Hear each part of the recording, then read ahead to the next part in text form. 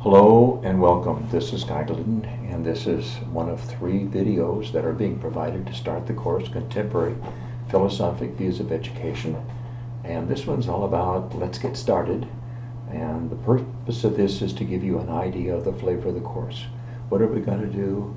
What are the main focus areas? Now, there are also going to be videos on something you should look at or read before buying the book, and there's also one that's going to provide an overview of assignments to the class.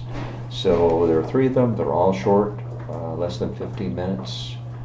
So a little bit about that we've already talked about. Now, I should mention that you're going to get these as links on email message being sent from me, and it'll be sent on October the 22nd. It'll replace some earlier links that were in error. Also, they will be reposted on Moodle, so you'll have access to those. You'll also be getting a lot of other good information to get started. Finally, there will be a set of PowerPoint notes that are independent of the videos, so you'll have those for a record. Reminder, this is a Moodle class. If you have any difficulties with Moodle, Cindy Corns, your person.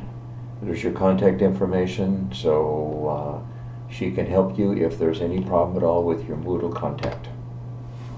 Let's delve right into looking at a concept, and this is an example of a philosophy which I'm sure is new to all of you. And it's simply the Japanese term kaizen, and it talks about the idea of making continuous progress towards improvement. In our circles, it's frequently called the continuous quality improvement model, and it is a philosophy. You can read about it here. It really came into being following World War II, and it is a philosophy of life as well as a philosophy that can be used as a basis for improvements in education and businesses. So the whole idea in a nutshell is you need to pick something every day that you're going to improve. It doesn't have to be a big thing. It can be a very small thing, but you need to keep on improving and set that as a goal or a focus of what you want to do. That's a philosophy. Here are some examples of belief statements that go along with that philosophy, and you'll see this toys with the idea of vision. You got to have a vision of what you want quality to be. It talks about communication. It talks about measurement and continuous feedback. Now, obviously, this is a very thumbnail sketch, but this also goes along with the idea that for each philosophy, and here's an example of one, you need to also look at some belief statements. You can carry this idea to your own ideas of your own beliefs and philosophies. It'll work just as well. And finally, anytime you have a philosophy, you probably have a philosopher or philosophers. Someone or some people who have championed the ideas. And here's an example right here. This is the guy by the name of W. Edwards Deming, who was kind of the champion of the philosophy of continuous quality improvement, or kaizen. We can talk a lot about him, at least I can, because I'm very familiar with him. I bet it's a new idea to you. But basically, he was a very pragmatic, practical man, worked in measurement during World War II to improve wartime production. After the war, he was looking for something to do. They were looking for some place to use his talents. The thought came up, let's send somebody over to Japan to help them formulate positive post-war industries, thinking that a successful economy is also a good spur to effective democratic building in the society. And that's a good idea. It wasn't original with these people, but it's a very successful one. So he goes over in the late 1940s. Fast forward into the middle 1970s, all of a sudden the United States is being flooded, it seems like to us in the United States, with a lot of very high quality electronic equipment that's selling much better than U.S. nameplates. As a matter of fact, many venerable U.S. manufacturers of electronic products went out of business, or as an alternative, names like RCA, which is still with us, actually retained the U.S. nameplate for Japanese-made products.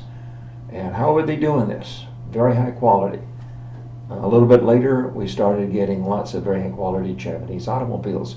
And there still is a perception today that if you want quality, you go to Japanese automobiles. If you were to do a survey, a lot of people would believe that.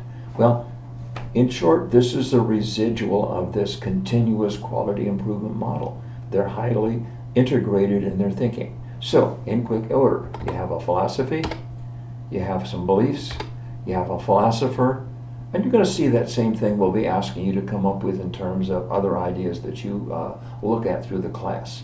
So you're going to see it on this as a little example, but you can also use this in other philosophies or schools of philosophic thought that you're going to look at during the class.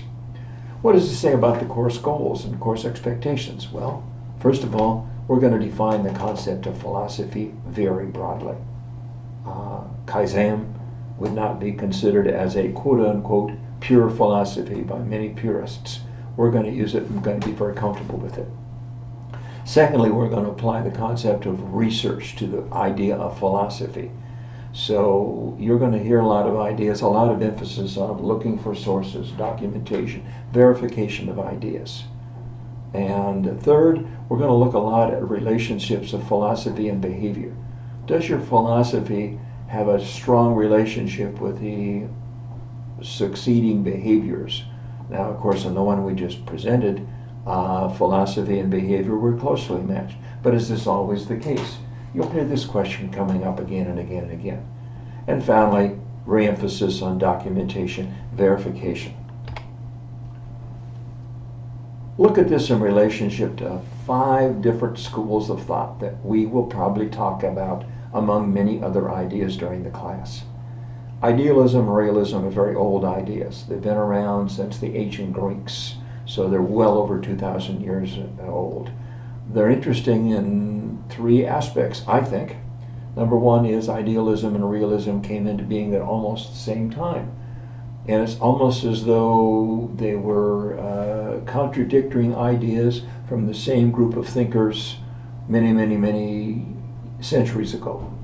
So you'll see that frequently in philosophies where the idea that one philosophy produces an anti or a contrasting idea or thought. Secondly, although they're very old, we know very well who some of the authors were of some of these ideas. And their ideas are still available and we can still get them access to print. And you can get ideas you can get Plato's Republic on the internet. And that's right at the middle of some of these ideas. Third, this is kind of interesting, although there were many ideas from the time that human beings can even be considered as thinking beings of looking at the meaning of life and why are we here and how do we get along in this life. But most of the ideas were religious in nature. Idealism and realism are interesting because they did not come out of the idea mill as basically religious schools of thought. Fast forward many centuries into the 19th century and come up with the ideas of pragmatism and existentialism. Now these ideas are not related to each other at all, so I'm not presenting them together in that concept. But they were developed in the 19th century as alternatives to previously existing ideas in both cases. Totally different background of people. So look at them from this point of view. By the time we're getting to the 19th century, not the first time nor the last time, people are saying we need a new way to think about how we're looking at this idea of the questions that we ask and how we get answers to these questions. One thought, and then I'll move on quickly, pragmatism came into being as a separate idea just a few years after the publishing of The Origin of the Species, Charles Darwin's monumental book. So the question remains, is pragmatism something that came about as thinkers were expanding their ideas?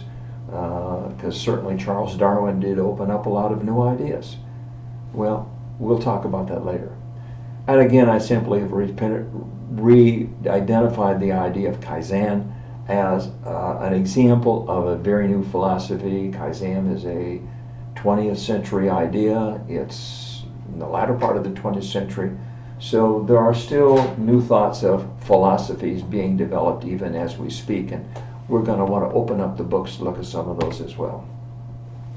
In philosophy, it's hard for me to think of ideas as being right or wrong. Appropriate or inappropriate might be better ideas.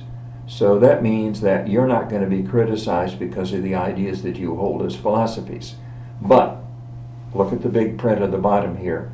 I will be putting a lot of focus on documentation verification. So your ideas are your property. How you get support for, how you put it together, how you verify it, how you document it, that's something I will be have a lot of interest in and looking at your ideas and working in the class. Ageless process, we've already talked about that. Philosophy is an ageless topic. We're going to look at the philosophy as a continuing idea with a lot of emphasis on documentation verification. Another thing which I think probably should be said about this particular course, this is a course that does not have an immediate practical, what we call payoff. Now, many of the courses in the EDUC graduate program in education, and the building leadership program, and the reading specialist program, and the ESL program, are courses that provide skills that you're expected to go out and use immediately. Not necessarily the case here. But we do continue with our themes you've seen in other graduate classes. We're going to be flexible in our delivery.